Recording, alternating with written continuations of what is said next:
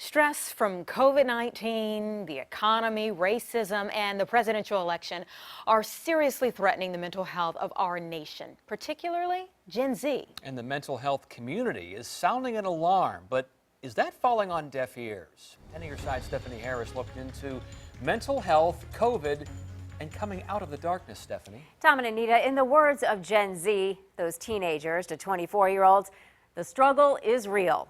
A recent report from the CDC said 1 in 4 college-age students considered suicide in August. And the American Psychological Association says those struggling don't feel like they're getting the support they need. This is where Abby Weaver spends most of her time these days. She's like the rest of us in a lot of ways. The biggest part of my depression is a fear of the unknown, not knowing what's going to happen next, and COVID brought that fear to life in pretty much everybody. The pandemic makes planning for the future feel impossible for many young adults, and the isolation was more than Abby could take. It got to a point where I would wake up on a Tuesday morning, not much work to do, my daughter's at her grandma's, like, it's 10 a.m., let's have a glass of wine. Like, nobody can judge me right now. And then you realize that that's every day. Gen Z adults, college-age students, report the worst mental health impacts since the pandemic started. They're showing up in emergency departments in record numbers. Alcohol use, cocaine use, opioid use, also binge eating. The psychiatry department at Eastern Virginia Medical School received 80 referrals just last week. The reality is that we are getting, at this point, more referrals than we can handle. Suicide attempts among young people are at an all-time high. The amount of help for people struggling with their mental health in the Hampton Roads area is not enough.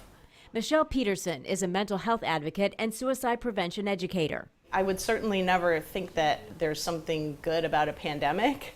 However, I do think that people recognizing that a lot of people's mental health is not okay and being willing to talk about it is something that we've been working for. The Sarah Michelle Peterson Foundation provides suicide prevention programs throughout Hampton Roads. They've seen a huge increase in social media traffic, people liking and sharing their posts, something Peterson finds both encouraging and potentially dangerous. There's plenty of sensationalized stuff that's out there that can be triggering to people. She says it's critical to get information from trusted sources and applauds local efforts to expand mental health care. Children's Hospital The King's Daughters is building a mental health hospital, while EVMS is actively looking to hire more clinicians and expand telehealth services. But these things will take time, which leaves a lot of people who need help now on waiting lists. It is absolutely important to still reach out. There are people, we are here, we're trying, we're going to try and do what we can to help you. Abby has found comfort in virtual therapy, along with other prescribed techniques. She has a social pod made up of trusted friends and connects often to an online community where she's found hope and a new path forward. You're not alone, and you can't give up because we're all going through the same thing. Experts are also concerned about potential long-term impacts from the pandemic. They recommend more community programs to educate people on coping skills and warning signs. The Sarah Michelle Peterson Foundation is one organization that offers this. I put a link to their website with a list of trusted resources on WAVY.com. Stephanie Harris, 10 on your side.